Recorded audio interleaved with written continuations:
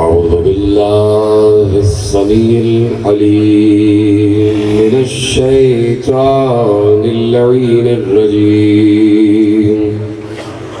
بسم الله الرحمن الرحيم. الحمد لله المعروف من غير رؤية والخالق من غير رؤية الذي لم يزل قائما دائما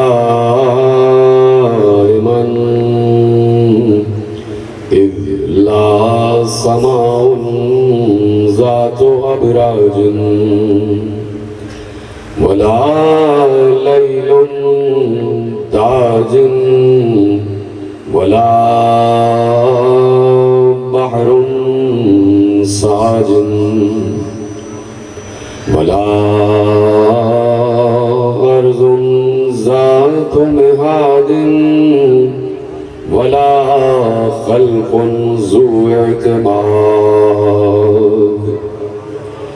والصلاة والسلام والتحية والإكرام على نبي الرحمة وخازن المغفرة وقائد الخير والبركة ومنقذ العباد من الهلكة سيدنا ومولانا أبي القاسم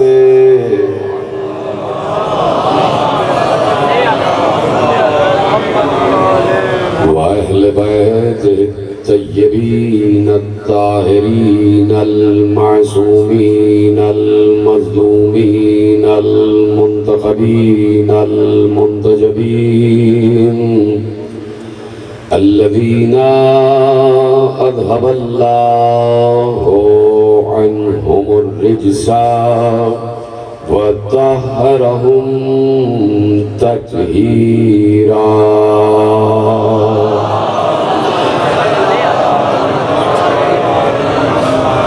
أما بعد فقد قال الله سبحانه وتعالى في محكم كتابه المجيد وفرقانه الحميد وقوله الحق.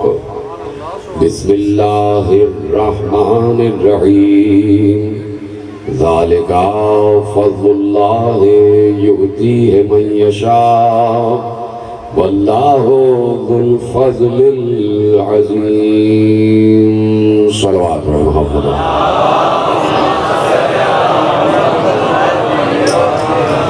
1446 ہجری کے عشرہ ماہ محرم الحرام کی مرکزی امام بارگاہ دھوبی گھاٹ فیصل آباد میں آج ہم چوتھی مجلس میں شریک ہیں. سلسلہ گفتگو وہ ہے کہ وہ عنوان ملائکہ کا بھی عنوان رہا ہے اور آسمانوں پر ملائکہ بھی مقامات حیدریہ پر بات کرتے ہیں. جب پیغمبر معراج پر پہنچے ہیں تو جس آسمان پر جو ملک معین تھا، جس فرشتے سے پیغمبر کی ملاقات ہوئی، ہر فرشتے نے پیغمبر پر سلام بھیجا اور سلام بھیجنے کے بعد کہا یہ بتائیے آپ کے بھائی علی کیسے ہیں.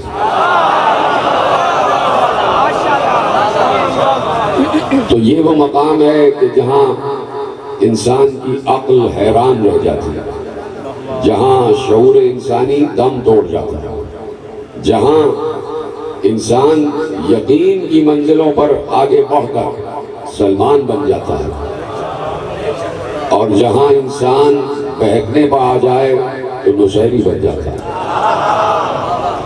تو یہ علی ہے کہ جو متضاد صفات کا مجموعہ ہے. اگر ایسا نہ ہوتا تو سب یہ کہتے کہ علی ہمیں سمجھ میں آ گیا، علی کسی کی سمجھ میں نہیں آئی۔ اور یہ منصوبہ قدرت تھا کہ ایک علی ایسا رکھا جائے،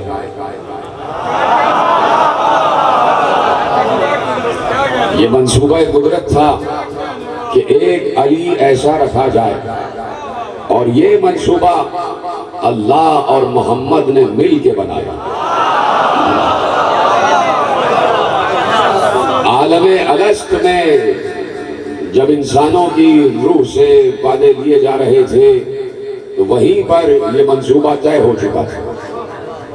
اور جملہ عرض کر دوں اگر آپ تک پہنچ جائے، میں نے ابھی کہا کہ اللہ اور محمد کا یہ الہی منصوبہ تھا کہ ایک ہستی ایسی رکھی جائے انسانوں میں، تو گویا اللہ اور محمد کی آسمانوں میں ایک شورا قائم ہوئی۔ اگر ایسی شورا ہو تو ایسی شورا ہمیں قبول ہے، اور اللہ و محمد کے اس منصوبے میں یہ بات اس لیے رکھی گئی کہ ایک ہستی کو رکھا جائے کہ جو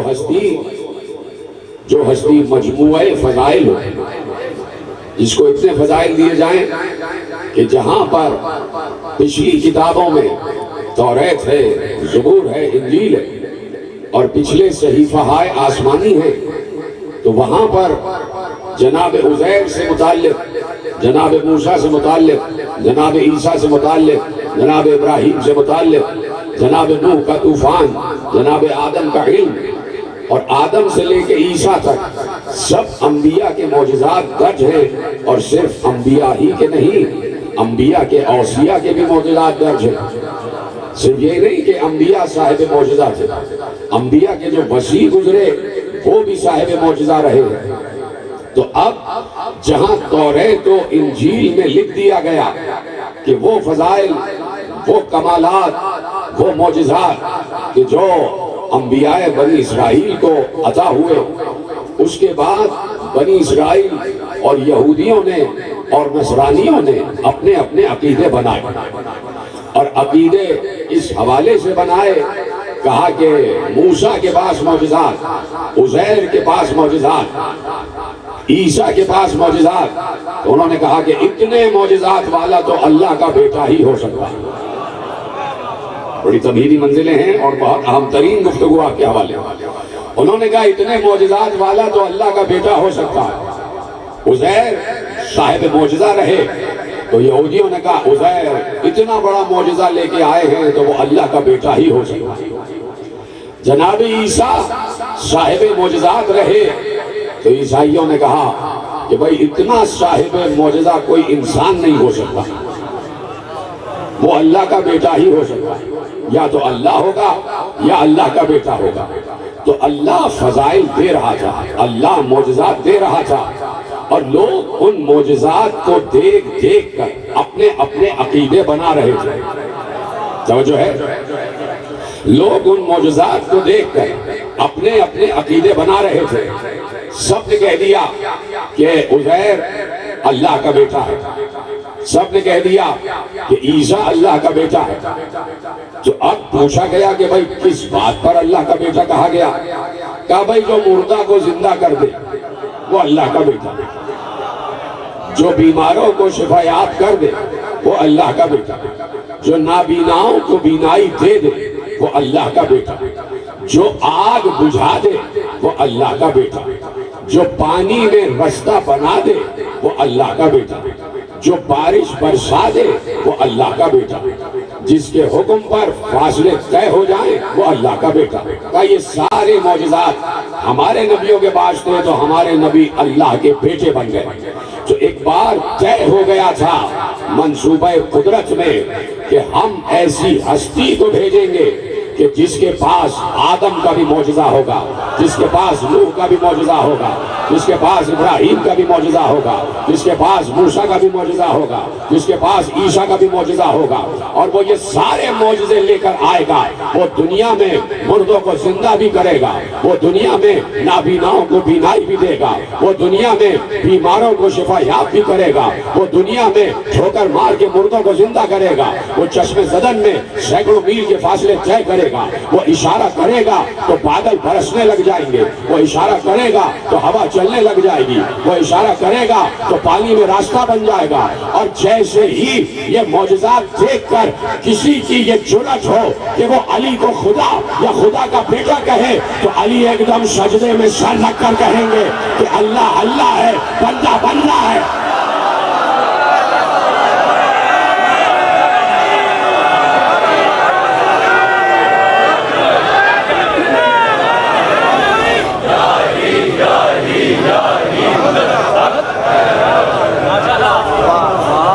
ایک ایسا بندہ بنانا ہے، اور پھر یہ ہے کہ قرآن کو منسوخ نہیں ہونا، قرآن منسوخ نہیں ہوگا۔ توریت و زبور و انجیل منسوخ کر دیے گئے، لیکن قرآن قیامت تک جاری رہے گا، قرآن کو قیامت تک جانا ہے۔ اور قرآن یقیناً یہ جملہ یہی ہے کہ قرآن وہ قرآن ہے کہ جو بسم اللہ کی بے سے والناس کی سین تک 114 سورے اپنے دامن میں رکھتا ہے، 6666 جملے اپنے دامن میں رکھتا ہے۔ علی نے قرآن جمع کیا اور کہا کہ میں نے پیغمبر کے حکم سے قرآن جمع کیا، مجھے میرے نبی نے حکم دیا تھا کہ یا علی میرے بعد قرآن جمع کرنا۔ جمع کرنا اسی کے ذمہ تھا کہ جسے سارا قرآن لکھوایا،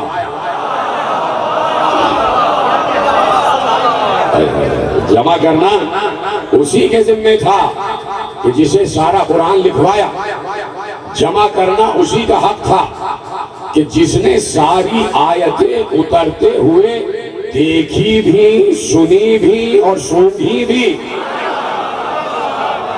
جس نے ساری آیتیں اترتے ہوئے محسوس کہ جو پیغمبر کے ساتھ غار حرا میں بھی موجود ہے، پہلی وحی سے لے کر آخری وحی تک علی نے ایک دفعہ بھی نبی کا ساتھ چھوڑا نہیں۔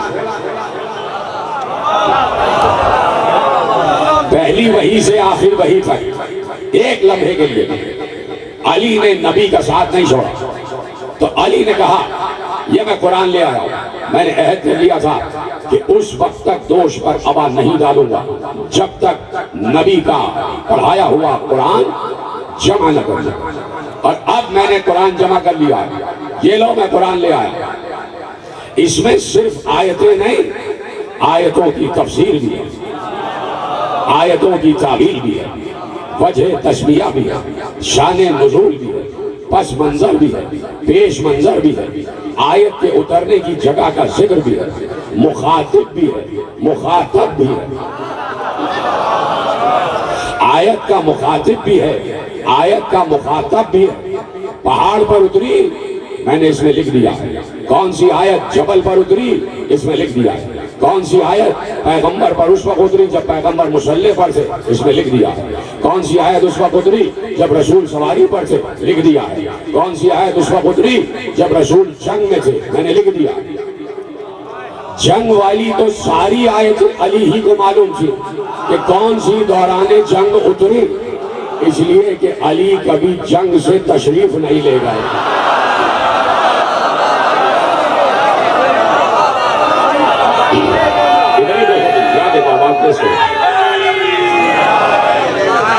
تو جو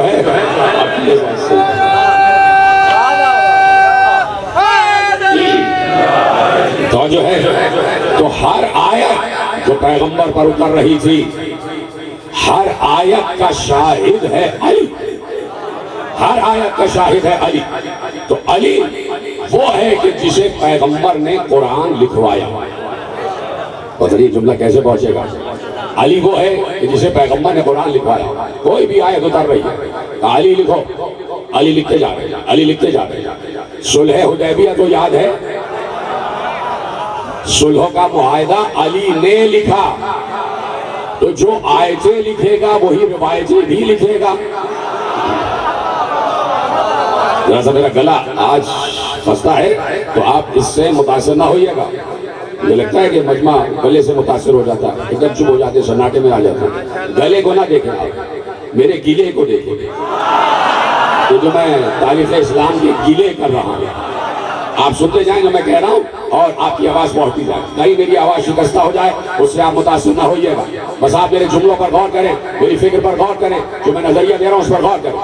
تو علی ہر آیت کا کاتب ہے, ہر آیت کا کاتب, کتابت کرنے والا علی. اس لیے پیغمبر کہہ کے گئے کہ علی قرآن جمع کروا. تو علی چونکہ کاتب وحی تھے تو علی نے پورا قرآن جمع کر کے دے دیا. یہ لو, یہ جو پیغمبر نے مجھے قرآن لکھوایا تھا یہ میں لے آیا. اب جسے آپ کاتب کہہ رہے ہیں اس کا والا قرآن کہاں ہے؟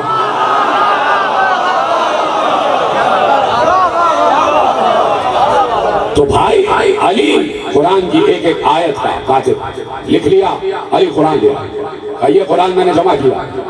اس میں ساری وہی آیتیں ہیں جو پیغمبر پر اتری, نہ کم نہ زیادہ, نہ کم نہ زیادہ. ہاں صرف اس میں یہ ہے کہ اس میں تفسیر بھی موجود ہے, اس میں تعبیر بھی موجود ہے, اس میں شان نزول بھی موجود ہے, اس میں وجہ تسلیہ بھی موجود ہے, اس میں ہر آیت کا مصداق بھی موجود ہے, اس میں ہر آیت کا مخاطب و مخاطب بھی موجود ہے. تفسیر کے ساتھ قرآن لایا کہ ہمیں آپ کا قرآن نہیں چاہیے, ہمیں آپ کا قرآن نہیں چاہیے. علی نے کہا نہیں چاہیے تو جھگڑا نہیں کروں گا. نہیں چاہیے تو قرآن کو واپس جزدان میں رکھا اور لے گئے. کہا کہ نہیں چاہیے تو نہیں چاہیے, لیکن یہ بات طے ہے جب آخری بیٹا آئے گا تو یہ قرآن لے کے آئے گا. جب آخری علی آئے گا تو یہ قرآن سب دیکھو گے. باقی علی نے کوئی جھگڑا نہیں, کوئی اختلاف نہیں. کیوں نہیں کیا اختلاف, کیوں نہیں کیا؟ ڈٹ جاتے کہ نہیں میں رسول کا وصی ہوں. تم سب کو غدیر یاد ہے, تم سب کو غدیر یاد ہے, میں رسول کا وصی ہوں. تم سب نے دیکھا کہ میں آیتیں لکھتا تھا. رسول کے وصی نے حجت نہیں کی, رسول کے وصی نے بحث نہیں کی, نہیں لیا قرآن. ایک لفظ کہہ دیا تھا ہمیں آپ کا قرآن نہیں چاہیے. علی نے وہی قرآن کو جزدان میں رکھا, لے گئے گھر میں. جب یہ لفظ آیا کہ ہمیں آپ کا قرآن نہیں چاہیے تو علی سمجھ گئے کہ ان کا ارادہ کیا ہے. جیسے انجیل کے 3 نسخے ہو گئے, یہ لوقا کی انجیل ہے, یہ متی کی انجیل ہے, یہ یوحنا کی انجیل ہے, یہ یوحنا کی انجیل, یہ لوقا کی انجیل, یہ متی کی انجیل. علی سمجھ گئے ان کا پلان یہی ہے, اگر میں اس وقت ڈٹ گیا کہ میرا لکھا ہوا قرآن ہی چلے گا تو علی چاہتے تھے کہ قرآن ایک ہی رہے, قیامت تک قرآن میں اختلاف نہ ہو. نہیں تو یہ ہو جائے گا کہ یہ علی کا قرآن ہے, یہ ابو بکر کا قرآن ہے, یہ عمر کا قرآن ہے, یہ عثمان کا قرآن ہے.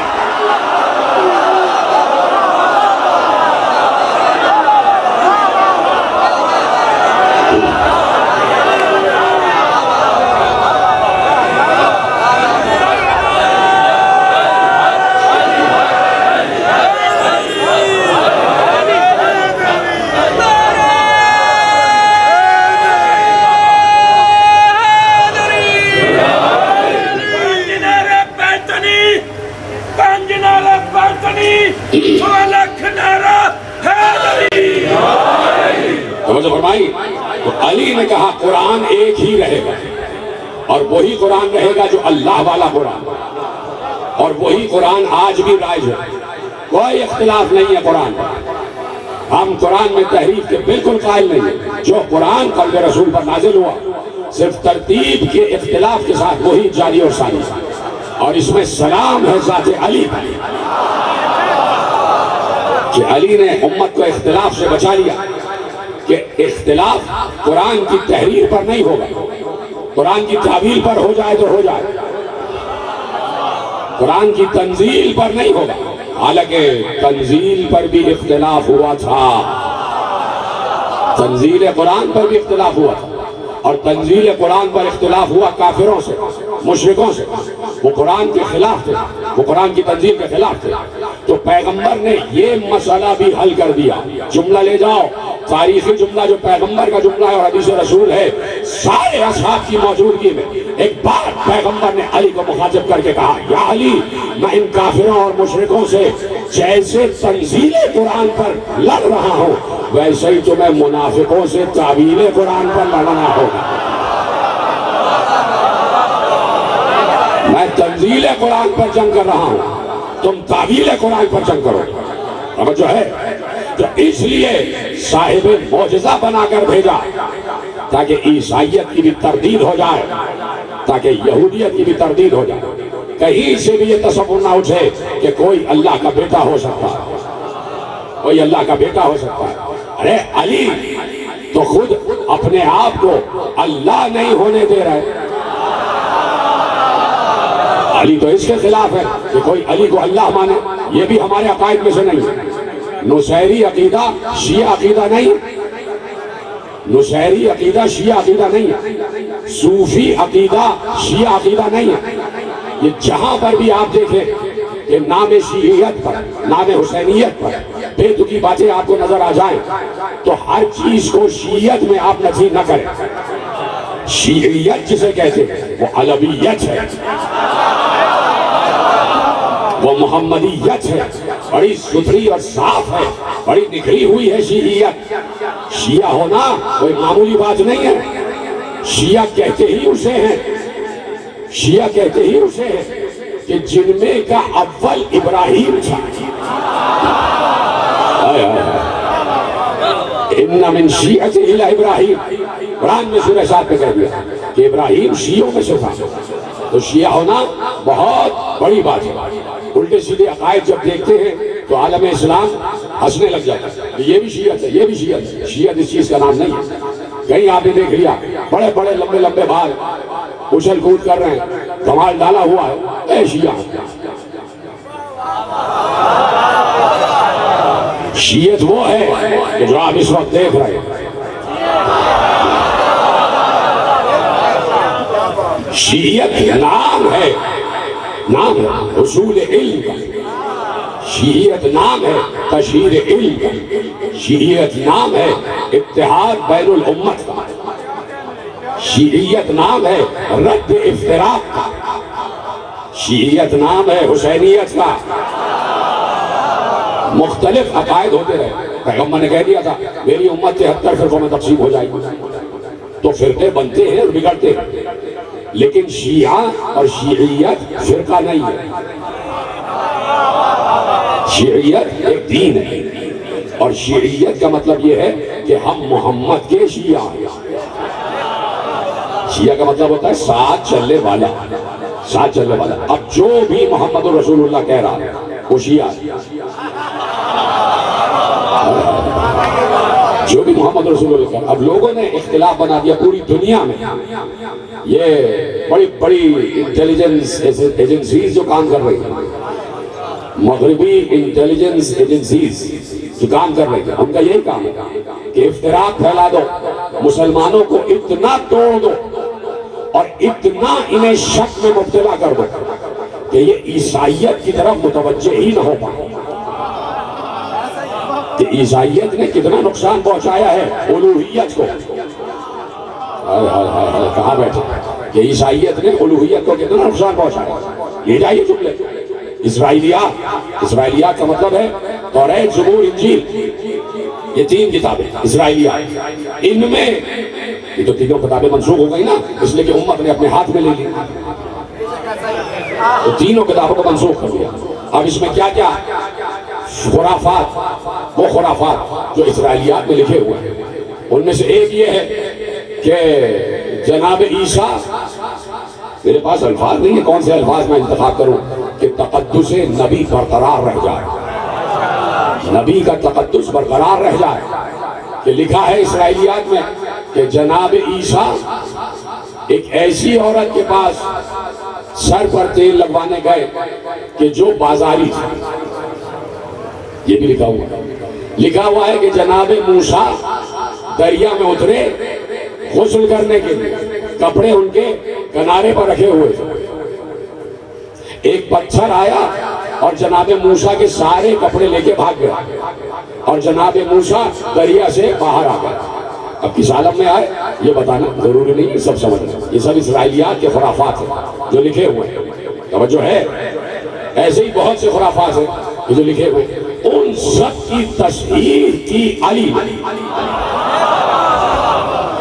نکل جاتے تھے مدرسوں میں، مسجدوں میں، اور جہاں جہاں قرآن کی تعلیم دی جاتی تھی یا جہاں جہاں عیسائی آبادیاں تھیں، اور علی جا کے کہتے تھے خبردار آدم کی شان میں کوئی گستاخی نہ ہو، نوح کی شان میں کوئی گستاخی نہ ہو، ابراہیم و موسیٰ و عیسیٰ کی شان میں کوئی گستاخی نہ ہو. تو جو ان کی شان میں گستاخی برداشت نہیں کر سکتا وہ فخر آدم کی شان میں کیسے کرے گا، وہ فخر عیسیٰ کی شان میں کیسے کرے گا. تو علی نے ادب انبیاء سکھایا اور بتایا کہ شان انبیاء کیا ہے. علی جلال میں آ جاتے تھے کہ جب بھی قرآن کے خلاف کوئی بات ہو جائے، جب بھی قرآن کے خلاف کوئی بات ہو جائے. ایسی اسرائیلیات کی خرافات میں سے ایک روایت جو چل پڑی اور مسلمانوں تک آ گئی، مسلمانوں تک آ گئی.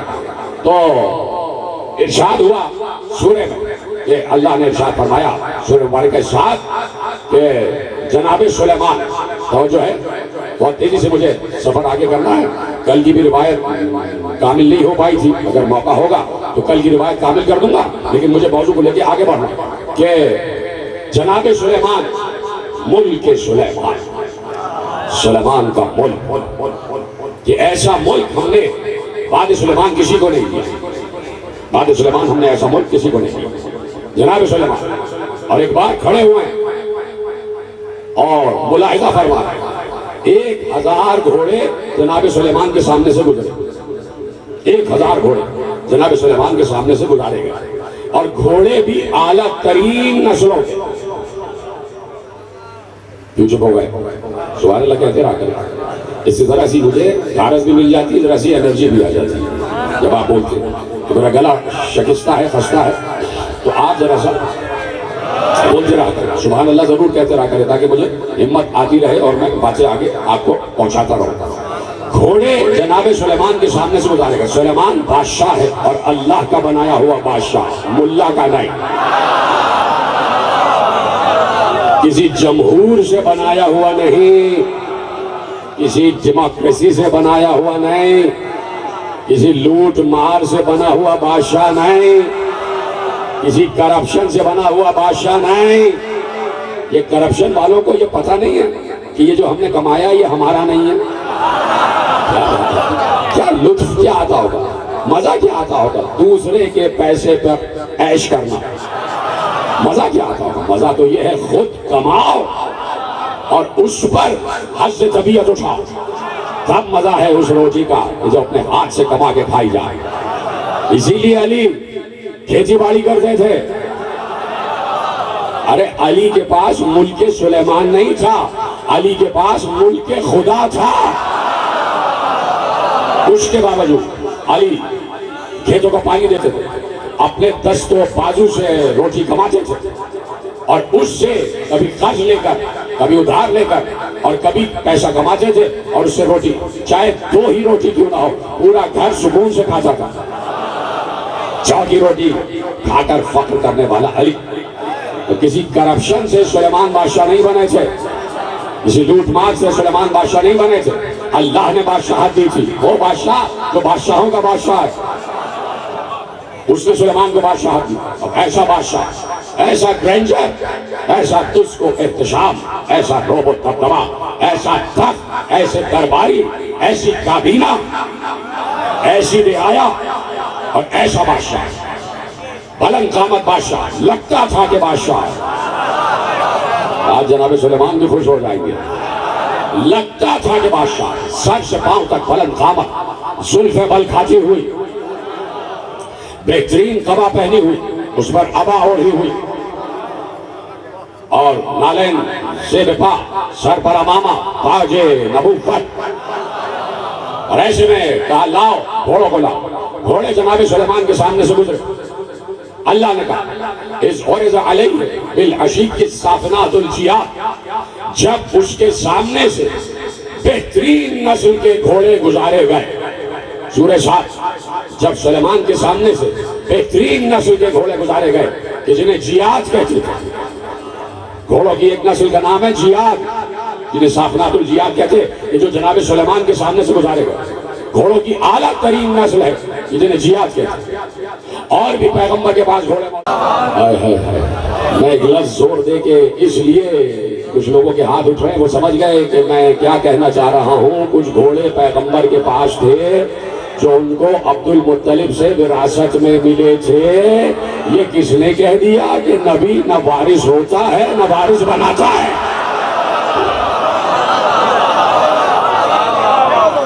جناب عبد المطلب سے وراثت میں ملے تھے. جناب عبد المطلب کو یمن کے بادشاہ نے گھوڑے دیے، اور وہ گھوڑے دیے جو بہترین نسل کے گھوڑے تھے. اور 20 گھوڑے کربلا میں ایسے تھے جو پیغمبر کے استعمال میں تھے اور حسین تک پہنچے. لو حدیث پوری کی پوری رد ہو گئی. ہائے ہائے، حدیث پوری کی پوری رد ہو گئی. نبی وارث بنا بھی، وارث بنایا بھی. نبی وارث بنا بھی اور وارث بنایا بھی. حسین کے پاس وہ گھوڑے آ گئے جو نبی کو وراثتاً ملے تھے. یمن کے بادشاہ نے حضرت عبد المطلب کو گھوڑے دیے، اور وہ گھوڑے کہ جو صاحب شجرہ تھے. اللہ اکبر، وہ گھوڑے جو صاحب شجرہ تھے. لکھنے والوں نے لکھا ہے کہ سب سے پہلے جس نے گھوڑے پر سواری کی اس کا نام تھا حضرت اسماعیل.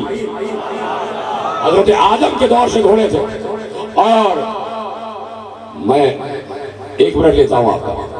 میں نے شاید یہ کہی کسی انہی اشروں میں کسی برس میں نے یہ بات عرض کی تھی کہ تقریباً 2010 اور 11 کی بات ہے کہ جب میں لندن میں اشرا پڑھ رہا تھا، تو جب یہاں 2 سال پہلے غیر حاضری کی، تو اشرے کے بعد پھر میں گیا لندن میوزیم میں کہ جہاں پر مینوسکرپٹس بھی رکھے ہوئے ہیں، خطی نسخے بھی رکھے ہوئے، کتابیں ہیں، بڑی بڑی پرانی چیزیں ہیں.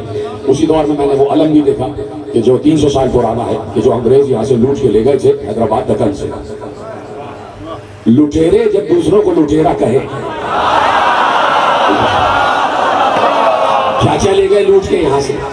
ارے ہماری حمیت لوٹ کے لے گئے، ہماری غیرت لوٹ کے لے گئے، ہماری قدرت و ہمت و حوصلہ لوٹ کر لے گئے، سب چیزیں لوٹ کر لے گئے. تو وہ علم بھی بہت طویل القامت جو نظام دکن محرم میں برآمد کیا کرتے تھے وہ بھی رکھا ہوا. تو میں اس شعبے میں گیا کہ جہاں مینوسکرپٹس رکھے ہوئے ہیں، قلبی نسخے. تو ایک شعبہ ہے کہ جس میں توریت و زبور و انجیل کے نسخے رکھے ہوئے، خصوصاً انجیل کے نسخے. اور ایک نسخہ جو شیشے کی ایک کیبنٹ ہے جس کے اوپر شیشہ ہے، اور اس کو جب آپ شیشے کو ایسے ایسے کرتے ہیں تو لگتا ہے آپ صفحے الٹ رہے ہیں، حالانکہ کتاب نیچے جو رکھی ہے اس کا ایک ہی صفحہ ہوتا ہے. وہ اس میں انہوں نے ڈاؤن لوڈ کیا ہوا اور پورے آپ الٹ کے دیکھتے ہیں. تو جب میں نے وہ دیکھا تو اس میں انجیل کا ایک نسخہ رکھا ہوا تھا، ہاتھ سے لکھا ہوا تھا، اور وہ اٹیلین زبان میں تھا، اطالوی زبان میں. اور وہ 900 برس پرانا نسخہ تھا. 900 years، 900 برس پرانا، اور وہ ہاتھ کا لکھا ہوا تھا، 900 سال پرانا. تو اس میں ایک پیج کھلا ہوا تھا انجیل میں، صفحہ جو سب سے سامنے کھلا ہوا تھا. تو اس میں اٹیلین، تو مجھے نہیں آتی اٹیلین میں، لکھا ہوا تھا سب کچھ، جو آیتیں تھیں اور جو کچھ بھی لکھا تھا وہ اٹیلین میں. اور جو لیفٹ ہینڈ پہ صفحہ ہے اس کے آدھے صفحے پر ایک تصویر بھی بنی ہوئی تھی. یعنی جو انجیلیں اس وقت لکھی گئی ان میں تصاویر بھی شامل کی گئی کہ کس طرح کون سا منظر پیش آیا. مثلاً خدا نخواستہ اگر قرآن میں بھی ایسا ہو، ہر قرآن کی تفسیر میں ہوتا ہے کہ تفسیر جب لکھی جاتی ہے، اور اگر جنگ بدر کی تفسیر لکھی گئی تو بدر کے کچھ مناظر بنا دیے جاتے ہیں، احد کے کچھ مناظر بنا دیے جاتے ہیں، ہے نا تفسیر. قرآن میں تو ایسا نہیں ہے، اور نہ ہو سکتا ہے، اور نہ ہم ہونے دیں گے کہ قرآن کے نسخے میں کوئی تصویر نہیں آ سکتی. جب قرآن 14 تصویریں محفوظ کیے ہوئے ہے،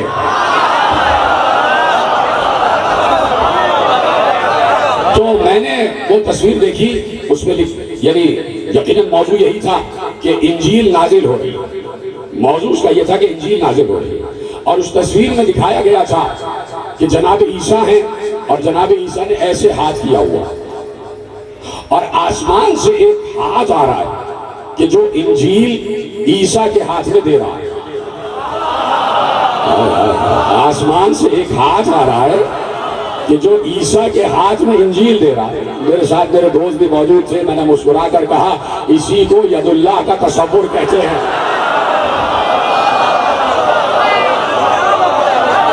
تو آسمان سے ایک ہاتھ. تو اب وہ ہاتھ ذہن میں رہے, ہاتھ ذہن میں رہے. جو اسرائیلیات ہیں ان میں یہ لکھا ہوا ہے کہ اللہ نے جب گھوڑے کو خلق کرنے کا ارادہ کیا, یہ انجیل میں لکھا ہوا ہے. انجیل کے ایک سفر کی آیت آپ کے حوالے کرتا ہوں. ایک چیپٹر ہے جس میں لکھا ہے کہ اللہ نے جب گھوڑے کو خلق کرنے کا ارادہ کیا تو اللہ نے ہوا سے کہا آ جا. اللہ نے ہوا سے کہا آ جا, میرے سامنے حاضر ہو جا. ہوا حاضر ہوئی. اللہ نے اپنے ہاتھ کی مٹھی میں ہوا کو لیا. جو سمجھ گئے ان کو سلام ہے, جو نہیں سمجھے ان کے لیے دعا. بھائی یہ انجیل ہے, ہمارا عقیدہ نہیں ہے. کہ اللہ نے اپنے ہاتھ کی مٹھی میں ہوا کو لیا, اور جب ہوا کو لیا تو اس ہوا سے کہا کن, ہو جا. تو وہ ہوا گھوڑا بن گئی. ہوا گھوڑے میں تبدیل ہو گئی. اس لیے گھوڑے کی جو تخلیق ہوئی ہے, اس تخلیق کی پہلی مخلوق کا نام ہے راہ. اسی راہ سے ہے ریاح. ریاح کا مطلب ہے ہوائیں. کہاں بیٹھے, کیا جب گھوڑا تخلیق ہوا ہے تو دست خدا نے اپنی مٹھی میں ہوا کو لیا. ہوا کو کہتے ہیں راہ, اور اس راہ سے کہا کن, وہ راہ گھوڑا بن گیا. تو گھوڑے کی تخلیق کلمہ کن سے ہوئی, کلمہ کن سے ہوئی. اور اللہ نے گھوڑے کو تخلیق کیا. حضرت آدم کے دور میں بھی ایک مخلوق تھی گھوڑے کی طرح کی, جو ادھر ادھر دوڑا کرتی تھی. جناب اسماعیل نے سب سے پہلے گھوڑے پر سواری کی, گھوڑے کو قابو کیا, گھوڑے کو قابو کیا. تو جناب اسماعیل کے پاس جو گھوڑا تھا اس کا نام بھی راہ تھا. راہ اس گھوڑے کا نام. اس راہ کا بیٹا تھا ری. اس ری کے بچے کا نام تھا میمون. اس میمون کے بچے کا نام تھا موج. اس موج کے بچے کا نام تھا الکفا. اس الکفا کے بچے کا نام تھا الجنا. اس الجنا کے بچے کا نام تھا بطال. اس بطال کے بچے کا نام تھا قابل. اس قابل کے بچے کا نام تھا زاد الراکب. اس زاد الراکب کے بچے کا نام تھا لیزوب. اس لیزوب کے بچے کا نام تھا عقاب. اور یہ عقاب علی اکبر کے پاس تھا.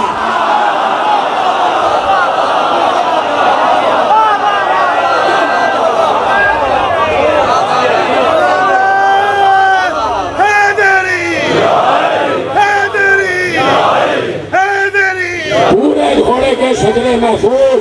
پیغمبر کے پاس وہ گھوڑے آئے جن کے شجرے بھی اچھے تھے. ارے جب پیغمبر کی سواریاں اچھے شجروں کی ہیں تو دوش کے سوار کو شجرہ کیا ہوگا. پیغمبر تو شجرے والی سواریاں پسند کرتے تھے, بغیر شجرے کی تو سواری بھی پسند نہیں کرتے تھے. بغیر شجرے کی تو سواری بھی پسند نہیں کرتے تھے. میرے ساتویں امام سے ایک شخص منہ در منہ ہو گیا. اس کا نام تھا نقیع انصاری. نقیع وہ والا نہیں, نون قاف یہ عین, عین پہ ختم ہو رہا ہے. نقیع انصاری پیغمبر کا وارث. ساتواں امام دربار سے باہر آئے تو یہ چل گیا. یہ دربار میں گئے تھے, ان کو اتنی عزت مل گئی اور مجھے کوئی عزت نہیں ملتی. تو اس نے کہا کہ آپ کون ہیں, آپ کون ہیں, آپ کا نام کیا. کہا کہ میں اتنا جانتا ہوں کہ میرا شجرہ تو بہت عظیم ہے, میرا شجرہ تو بہت اعلیٰ ہے. کیا نام تھا اس کا؟ نقیع انصاری. نقیع انصاری. تو پیغمبر کے بیٹے نے, ساتھ بیٹے نے کہا میرا شجرہ تو بہت اعلیٰ ہے. میں اتنا جانتا ہوں کہ جب تمہارے آبا و اجداد جنگ بدر میں آئے تھے تو کافروں نے بھی تمہارے شجرے کو تسلیم نہیں کیا تھا, اور پیغمبر سے کہا تھا اے محمد ہمارے برابر کا کوئی بھیجو. اے محمد ہمارے برابر کا کوئی بھیجو. تو پیغمبر شجروں والے گھوڑے رکھتے تھے, اور پیغمبر کے پاس شجروں والی سواریاں موجود تھی. گھوڑوں سے بہت محبت کرتے تھے. باہر آتے تھے, گھوڑوں کے ماتھے پر پیار کیا کرتے تھے، ہاتھ سے سہلایا کرتے تھے، گھوڑوں کی گردن بھی سہلایا کرتے تھے، گھوڑوں کی ٹانگیں بھی سہلایا کرتے تھے، گھوڑوں کو پانی پلایا کرتے تھے، اور کہتے تھے کہ جو اچھے گھوڑے کی خدمت کرے گا ہر دانے پر اس کو ثواب ملے گا، ہر پانی کے گھونٹ پر گھوڑا رکھنے والے کو ثواب ملے گا۔ یہ مختلف سیاستہ کی کتابوں میں روایتیں لکھی ہیں، اور سیاستہ میں ایک کتاب میں یہ روایت بھی لکھی ہے کہ پیغمبر نے کہا کہ جب اللہ نے گھوڑے کو خلق کیا تو اللہ نے کہا میں نے اے فرس، میں نے تیرے پیشانی کے مقدر میں، تیری پیشانی کے مقدر میں خیر و برکت لکھ دی ہے میرے ساتھ یا نہیں؟ موضوع آج اپنے بالکل قریبی منزل میں داخل ہو رہا ہے، جس کے لیے میں زحمت دے رہا ہوں آپ کو۔ یہ موضوع شاید آج سے شروع ہو جائے، ابھی 4 دن تک تو تمہید تھی، موضوع آج سے شروع ہو رہا ہے۔ کہا کہ گھوڑے کی پیشانی میں خیر و برکت رکھتی ہے، کہا کہ حدیث آ گئی کہ پیغمبر نے کہا کہ جو گھوڑا اسلامی جہاد میں جہاد کرنے کے لیے پالا جائے ایسا گھوڑا اور گھوڑا رکھنے والا بھی خوشبخت ہوتا اور اللہ اس کو اجر دیتا، باعث ثواب ہوتا۔ اور اگر کوئی رعونت اور کبر و غرور اور دوسروں کو متاثر کرنے کے لیے گھوڑا رکھے تو وہی گھوڑا اس کے لیے وبال جان بن جاتا ہے۔ کہا گھوڑا رکھا جائے تو نیک مقاصد کے لیے رکھا جائے، بات کہہ دی نہیں؟ گھوڑا رکھا جائے تو نیک مقاصد کے لیے رکھا جائے۔ پیغمبر کے پاس گھوڑے تھے اور پیغمبر نے گھوڑوں کی پہچان بتائی۔ دیکھو 2 گھوڑے کی قسمیں ایسی ہیں جو مسعود ہیں، نیک بخت، اور 2 گھوڑوں کی قسمیں ایسی ہیں جو منحوس ہیں۔ کہا منحوس گھوڑے گھر میں نہ رکھنا، جو منحوس گھوڑوں کو نہیں پسند کرتا وہ منحوس انسانوں کو کیا پسند کرے؟ کہا منحوس گھوڑے اپنے پاس نہ رکھنا، یہ انسان کے لیے باعث وبال بن جاتے ہیں، انسان پر نحوست آ جاتی ہے۔ ہر گھوڑا باعث برکت نہیں ہوتا، ہر گھوڑا باعث برکت نہیں ہوتا۔ معذرت چاہتا ہوں، اس کی گرمی بہت ہو رہی ہے، مجھے اندازہ ہے، لیکن میں چاہتا ہوں کہ بس اپنے وقت میں گفتگو کو کامل کر دوں۔ میرے ساتھ سارے کے سارے، کل بھی ذرا زیادہ وقت ہو گیا تھا، لیکن چونکہ موضوع ایسا ہے کہ چاہتا ہوں کہ چیزیں جلدی جلدی آپ تک پہنچ جائیں۔ تو کہا کہ 2 گھوڑوں کی قسمیں مسعود اور 2 گھوڑوں کی قسمیں منحوس ہیں۔ جو گھوڑے مسعود ہیں ان کو پیغمبر نے نام دیا، ایک کا نام ہے کمیت اور ایک کا نام ہے اشتر۔ کہ یہ 2 قسمیں مسعود گھوڑے، بڑے حسین گھوڑے، بڑے اچھے گھوڑے، جو اپنے رکھنے والے مالک کے لیے بھی سعادت مند ہو جاتے، خیر و برکت کا ذریعہ بن جاتے۔ کہ کمیت اور اشتر کی پہچان یہ ہے کہ کمیت و اشتر ایسے ہوتے کہ ان کے چاروں ہاتھ پاؤں وہ سفید رنگ کے ہوتے، جو سم کے نزدیک جو ایریا ہوتا ہے وہ چاروں سم سفید ہوتے، اور اس کی پیشانی پر سفید ٹیکا ہوتا۔ اور کمیت اور اشتر میں فرق یہ ہے کہ کمیت گھوڑا جو ہوتا ہے اس کی گردن کے جو بال ہوتے ہیں جنہیں یال کہتے ہیں وہ، اور دم کے بال سرخ ہوتے ہیں، اور اشتر کے یال اور دم کے بال سیاہ ہوتے ہیں۔ یہ فرق ہے، لیکن دونوں گھوڑے بڑے مشہور ہیں، بڑے نیک بخت ہیں۔ اور کہا وہ گھوڑا منحوس ہے کہ جس کے 3 پاؤں ایک رنگ کے ہوں اور 1 پاؤں الگ رنگ کا ہو، کہا وہ گھوڑا منحوس ہے۔ اور اس کا نام پیغمبر نے شکال رکھا، ایک قسم ہے شکال اور ایک قسم ہے ارجل۔ شکال اور ارجل، شکال اور ارجل میں فرق یہ ہے کہ شکال گھوڑا جو ہوتا ہے اس کے کراس میں یعنی اگر دایاں پاؤں اور بایاں پیچھے کا پاؤں سفید ہے تو دایاں اور بایاں پیچھے کا پاؤں اور سامنے کا پاؤں یعنی 2 پاؤں آگے پیچھے کے ایک رنگ کے ہوں گے اور 2 پاؤں آگے پیچھے کے کراس میں الگ رنگ کے ہوں گے۔ کہا یہ گھوڑا شکال کہلاتا ہے، یہ منحوس ہے۔ اور ارجل گھوڑا جو ہوتا ہے جو میں نے بھی بتایا کہ 3 پاؤں ایک رنگ کے 1 پاؤں الگ رنگ کا، ایسا گھوڑا نہ خریدنا۔ وہ گھوڑا خریدنا جس کے چاروں پاؤں سفید ہو اور ماتھے پر سفید ٹیکا ہو، وہ جیسے چاند چمک رہا۔ تو ایسے ہی گھوڑے پیغمبر کے پاس تھے اور پیغمبر ایسے گھوڑوں پر سواری کیا کرتے تھے۔ تو پیغمبر نے جو گھوڑے اپنے وراثت میں آگے بھیجے تو ان میں 4 گھوڑے ایسے تھے کہ جو آج تک مشہور ہیں، اور یہ ذات معصوم کا فیض ہے کہ معصوم جس ذات سے مس ہو جاتا ہے اس مخلوق میں برکت آ جاتی ہے، اس مخلوق میں برکت آ جاتی ہے۔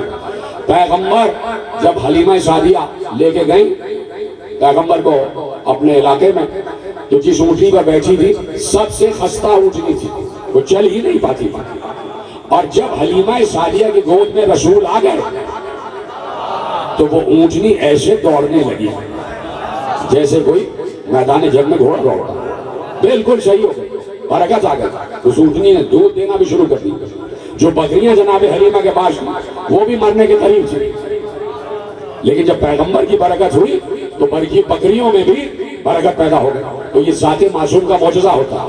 تو اب جو گھوڑا پیغمبر سے منسوب ہو گیا، ارے یہ کائنات پیغمبر سے منسوب ہے، پتہ نہیں جملہ پہنچے گا یعنی یہ پوری کائنات پیغمبر سے منسوب ہے، تو اتنی عمر رسیدہ ہو گئی۔ یہ پوری کائنات پیغمبر سے منسوب ہے تو کائنات اتنی عمر والی ہو گئی کہ ہزاروں برس سے چلی جا رہی ہے۔ تو جو گھوڑے پیغمبر سے منسوب ہو گئے سب نے عمریں طویل پائی، سب کی طویل عمریں تھی۔ جو گھوڑا امام حسین علیہ السلام کے پاس آیا، عقاب، ذوالجلال، میمون، مرتجز، یہ 4 گھوڑے اور 20 گھوڑے، 16 گھوڑے اور جو اپنے مختلف بیٹوں کو بانٹے، لیکن یہ 4 گھوڑے مشہور ہو گئے، مرتجز، عقاب، ذوالجلال، میمون۔ میمون جناب قاسم کو ملا، مرتجز حضرت عباس کو ملا، عقاب حضرت علی اکبر کو ملا، ذوالجلال حسین کے پاس۔ یہ 4 گھوڑے بڑے مشہور ہوئے، بڑی تفصیل ہے، وقت میرے پاس نہیں ہے، تو یہ 4 گھوڑے مشہور ہوئے اور ہر گھوڑے کی عمر 100 200 برس سے زیادہ۔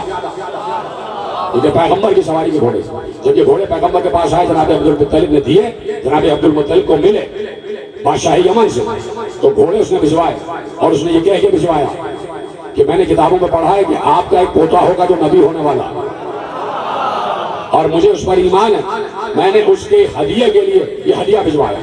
تو جب آئے تو پیغمبر کی نگاہ پڑی گھوڑوں پر، تو جناب عبدالمطلب نے ہر گھوڑے پر سواری کروائی رسول اللہ کو۔ 5 برس کے تھے رسول، 5 برس کے، تو پیغمبر نے ہر گھوڑے پر رسول کو بٹھایا، ہر گھوڑے پر رسول نے سواری کی۔ تو آپ دیکھ رہے ہیں کہ پیغمبر کا وجود مس ہو گیا، پیغمبر کا وجود مس ہو گیا تو گھوڑوں کی عمریں زیادہ ہو گئی۔ اسی طرح جب ذوالجناح کو حسین نے دیکھا، جب ذوالجناح پر حسین کی نگاہ پڑی، حسین 4 برس کے، تو جس وقت ذوالجناح آیا تو امام حسین ذوالجناح کو دیکھ رہے تھے اور لکھا یہ ذوالجناح حسین کو دیکھ رہا تھا۔ ہائے ہائے ہائے، ذوالجناح حسین کو دیکھ رہا ہے اور حسین ذوالجناح کو دیکھ رہا ہے، اور رسول دونوں کو دیکھ رہے، رسول دونوں کو دیکھ رہے، ذوالجناح حسین کو، حسین ذوالجناح کو، اور رسول دونوں کو دیکھ رہے۔ تو ایک بار دونوں کو دیکھا تو رسول نے کہا حسین بہت پسند آئی ہے سواری؟ جی نانا بہت پسند ہے۔ کہا آگے آ جاؤ، اور جناب بلال سے کہا کہ لاؤ بلال گھوڑے کو آگے لاؤ۔ ذوالجناح آگے آیا اور جیسے ذوالجناح آگے آیا حسین کھڑے ہو گئے، 4 برس کے حسین، تو حسین کھڑے ہوئے، ذوالجناح نے اپنی گردن جھکائی، حسین نے ذوالجناح کو پیار کیا، سلامت رہے آپ، پیار کیا، ذوالجناح کے ماتھے پر ہاتھ رکھا۔ ذوالجناح کے ماتھے پر 4 برس کے حسین کا ہاتھ آنا تھا کہ ذوالجناح ادب سے پاؤں پھیلا کے زمین پر بیٹھ گیا،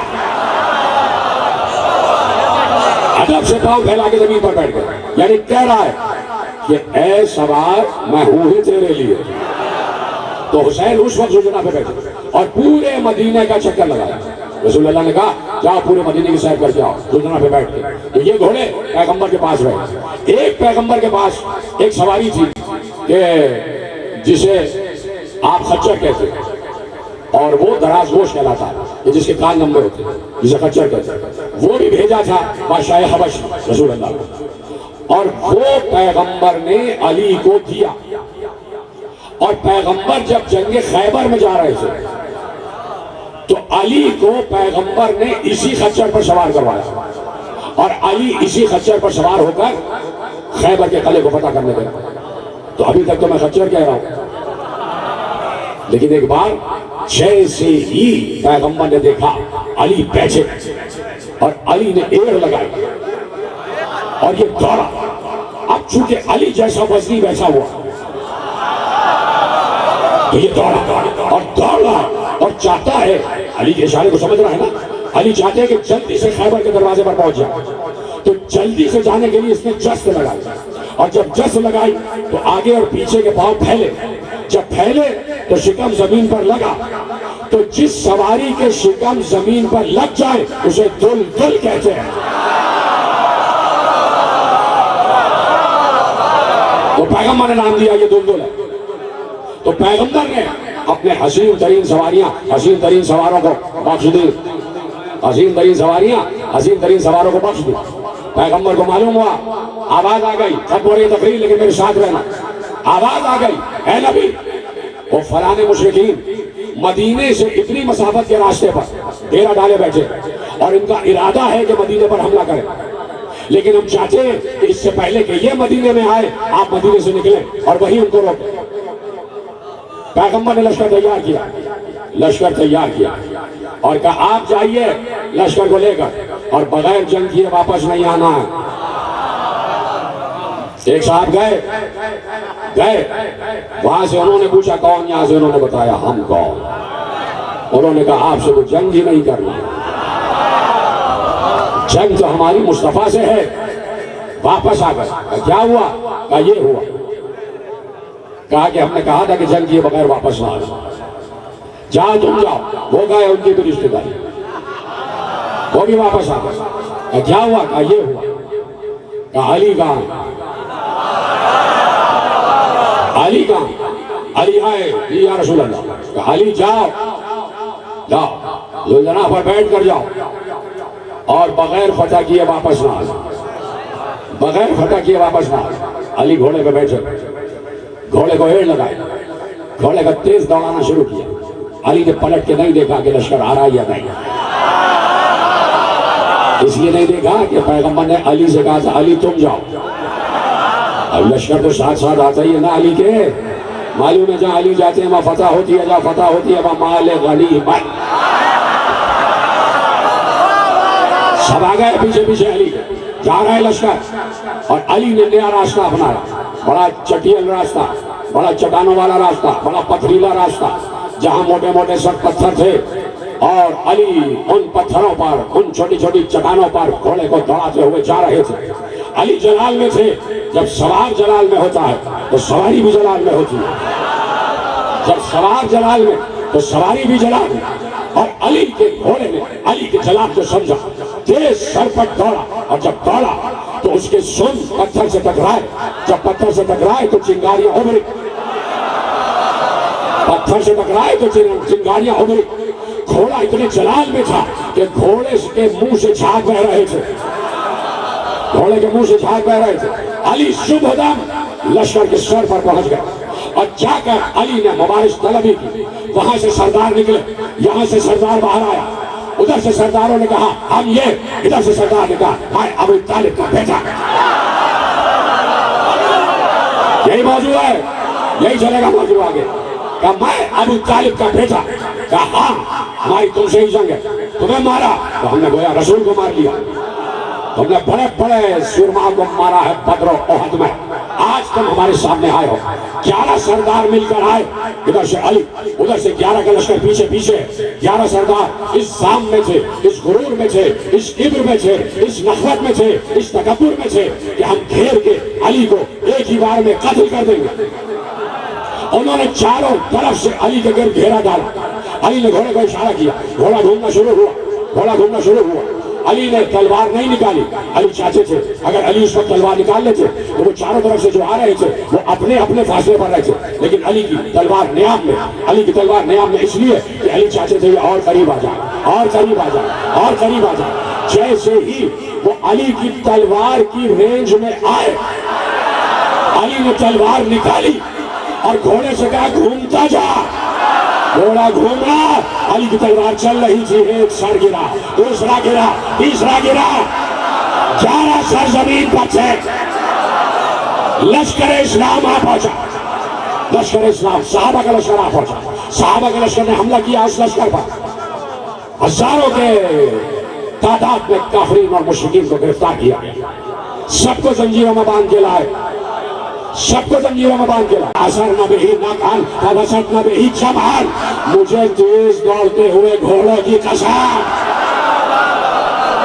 ان کے منہ سے بہتے ہوئے جھاگ کی قسم، ان کے سنوں سے ابھرتی ہوئی چنگاریوں کی قسم، صبح دم لڑائی ہے. سلجناح کی شان میں آئے سے آئیے. اب عالم اسلام بتائے، اب تو تم جنگیں کر رہے ہو جہاز پہ بیٹھ کر، ٹینکوں پہ بیٹھ کر. گھوڑے کہاں ہیں؟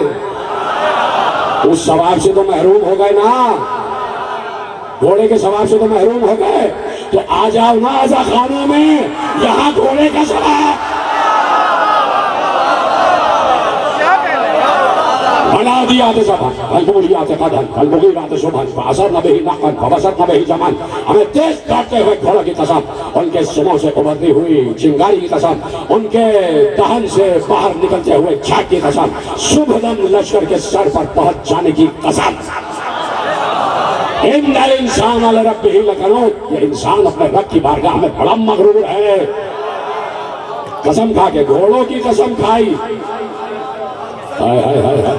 جہاں سورج کی قسم ہے، چاند کی قسم ہے، ستاروں کی قسم ہے، نہیں نہیں نہیں، جہاں خود نبی کی قسم ہے وہاں اللہ گھوڑے کی قسم کھا رہا. العادیات ضبحا. کہہ دیا رہ گیا وہ معاملہ جناب سلیمان والا. وقت ہوا تو کل عرض کر دوں کہ اسرائیلیات میں کیا خرافات لکھے ہوئے تھے. تو پیغمبر نے دیکھا علی آ رہے، اور علی نے رسول کو دیکھا کہ رسول کھڑے. مدینے کی سرحد پر رسول آ گئے، اصحاب کرام کو ساتھ لیے ہوئے. سلام ہو ہمارا عزیز اصحاب کرام. اس لیے میں احترام صحابہ کا قائل ہوں کہ کھڑے ہو گئے صحابہ رسول کے ساتھ. جہاں رسول وہاں صحابہ، جہاں رسول وہاں صحابہ. چلے اور دو قطار بنا کے کھڑے ہو گئے. علی کی نگاہ رسول پر پڑی، وہ رسول ہے. علی نے چاہا کہ گھوڑے سے اترے، احترام رسالت. پیغمبر نے اشارہ کیا علی واپس گھوڑے پہ بیٹھ جاؤ، واپس گھوڑے پہ بیٹھ جاؤ. اس لیے کہ آج اس گھوڑے کی شان میں بھی آیتیں اتری ہے. علی کی سواری پیچھے پیچھے ہے، پیغمبر آگے آگے، اصحاب دائیں بائیں. اور پیغمبر نے کہا یا علی. کہاں سے بات شروع ہوئی اور وہی بھی بات ختم ہو رہی ہے، یاد آ جائے گا فوراً. یا علی، اگر مجھے یہ خوف نہ ہوتا کہ یہ قوم تمہیں وہی کہے گی جو عیسائی عیسیٰ کو کہتے ہیں،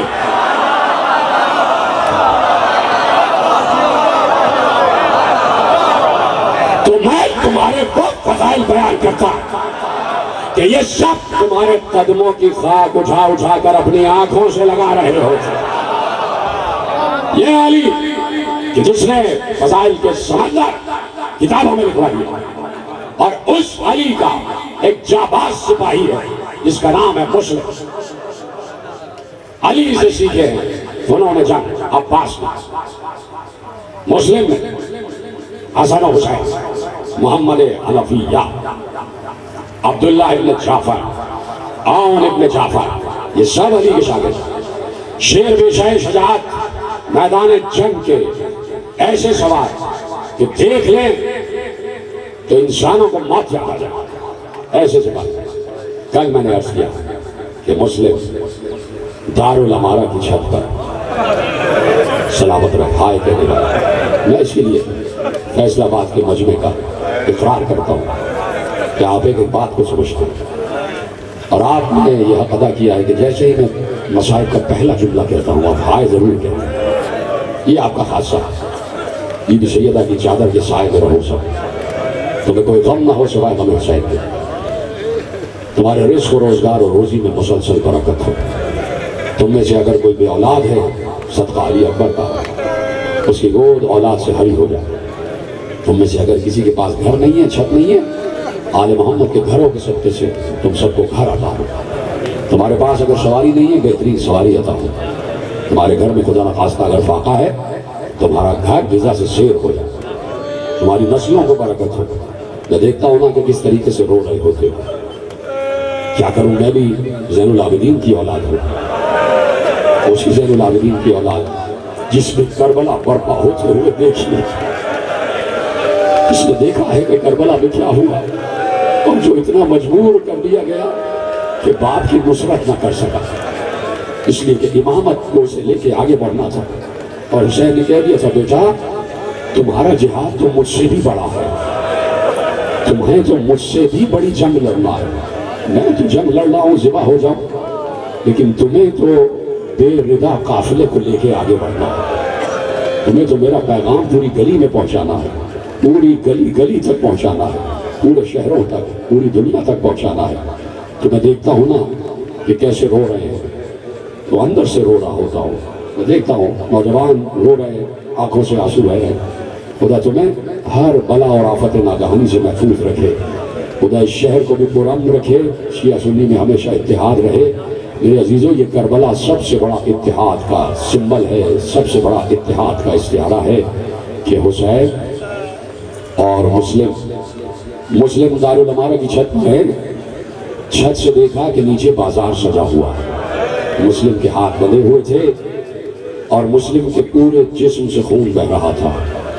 مسلم نے جلاد سے کہا رک جا، میں ذرا ان کوفے والوں سے کچھ بات کرنا چاہتا ہوں۔ دارالعمارہ کی چھت اس سے بھی اونچی اور اس پر مسلم کو بٹھایا گیا تھا، اور جب نیچے دیکھا تو مسلم کی نظر میں پورا بازار کوفہ تھا، پورا بازار۔ مسلم نے دیکھا بڑی چہل پہل ہے، بڑی چہل پہل ہے، لوگ عیدیں منا رہے ہیں۔ تو مسلم نے یہی کہا اے اہل کوفہ کل عید مناؤ گے؟ عید قربان ہے، 10 ذی الحجہ ہے، عید مناؤ گے؟ بڑی تیاریاں کر رہے ہو، بچوں کے نئے کپڑے خرید رہے ہو، تمہاری گودیوں میں ننھے ننھے بچے ہیں، بس یہ خیال کرنا کہ میرے ساتھ بھی 2 بچے آئے تھے، وہ راستے میں مجھ سے بچھڑ گئے ہیں، کوئی پائے تو انہیں مدینے کا راستہ بتا دے، ان کو ان کی ماں تک پہنچا دینا۔ مسلم نے یہ وصیت کی تھی کوفے والوں کو، لیکن کوفے والوں نے کیا کیا یہ تو تمہیں پتا ہی ہے کہ مسلم کے بچے چھوٹے چھوٹے جو بابا کے ساتھ مدینے سے مکے سے چلے کوفے تک آ گئے۔ مسلم کو معلوم ہے کہ کیا ہونے والا، ایک گھر میں بچوں کو بچھا دیا، ہانی ابن عروہ کے گھر کے بالکل برابر ایک گھر، وہاں بچوں کو امانتاً رکھ دیا۔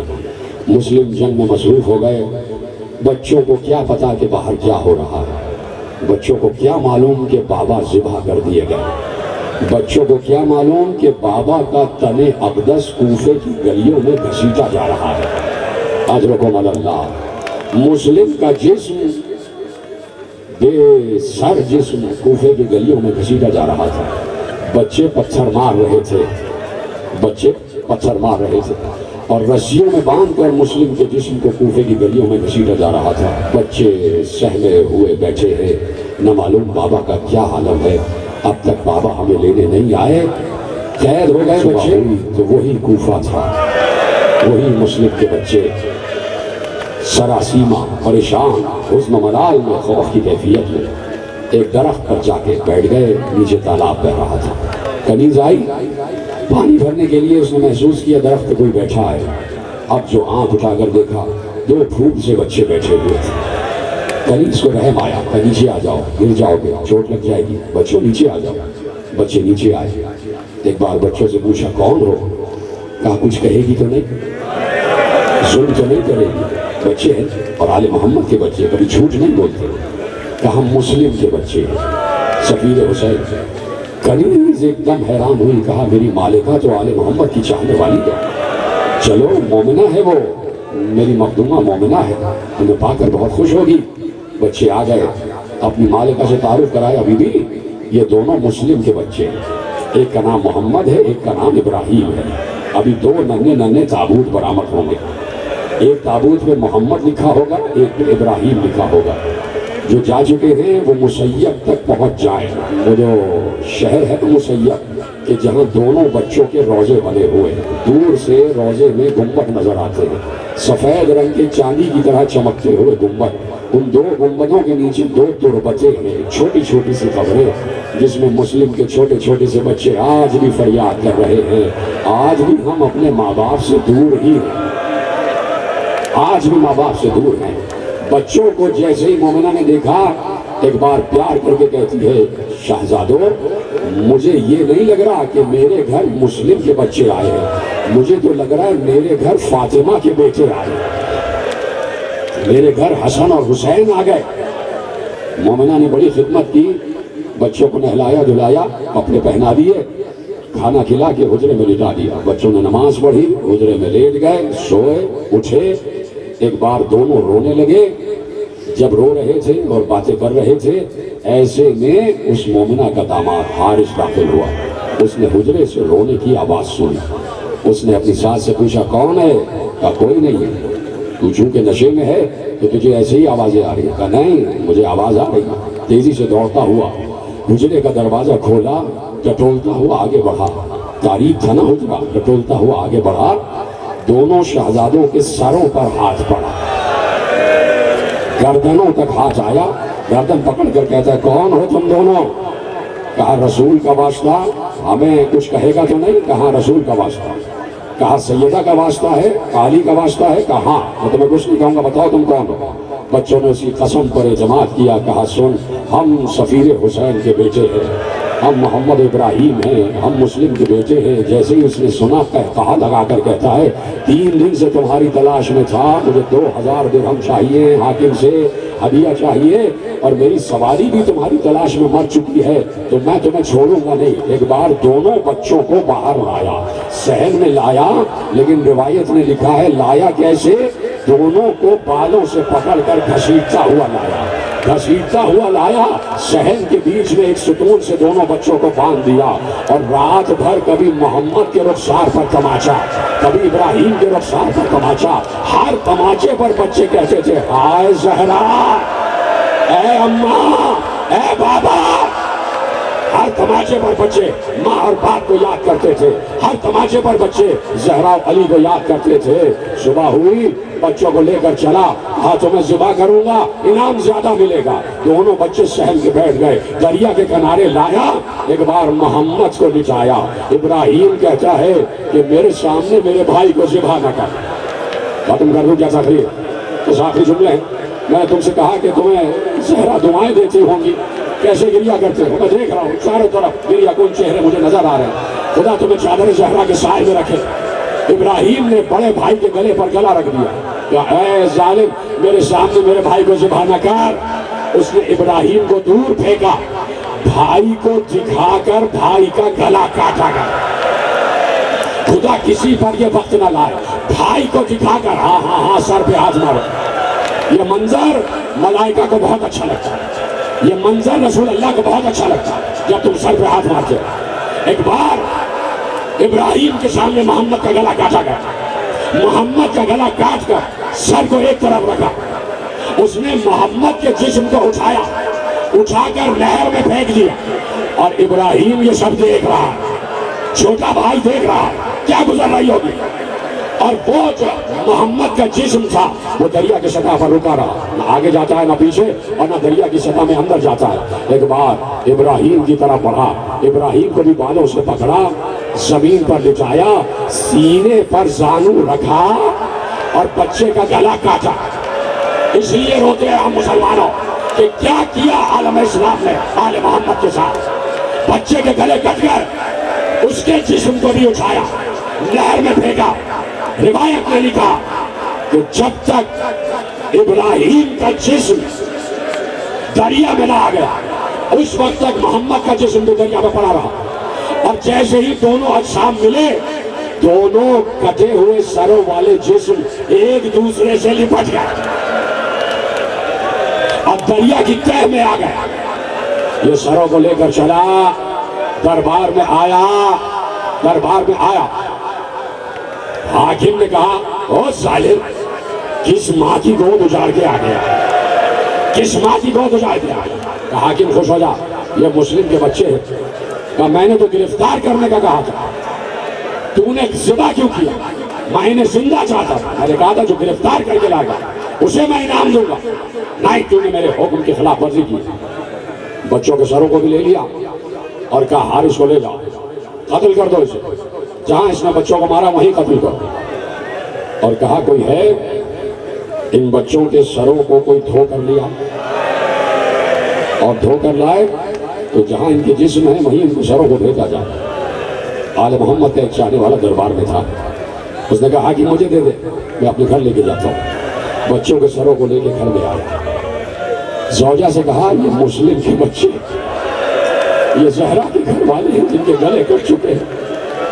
زوجہ رونے لگی, بچوں کے گلوں کو تشت میں رکھا, سر دھوتی جاتی تھی اور آواز دیتی جاتی تھی, اے کاش تمہاری ماں تمہیں اس عالم میں نہ دیکھے, کاش تمہاری ماں تمہیں اس عالم میں نہ دیکھے. ادھر حارث کو لے کر چلے, آخری جملے تقریر کے, حارث کو لے کر چلے, ادھر حارث کا گلا کاٹنے چلے. تو ایک بار جلاد نے دیکھا کہ زمین پر کچھ خط کے نشانات ہیں. پوچھنے والے نے حارث سے پوچھا, ماتم کرا ماتم. حارث سے پوچھا یہ نشانات کیسے ہیں؟ حارث نے کہا میں بچوں کے گلے کاٹ رہا تھا, بچے زمین پر ایڑیاں لگا رہے تھے, آواز دے رہے تھے, اماں بچا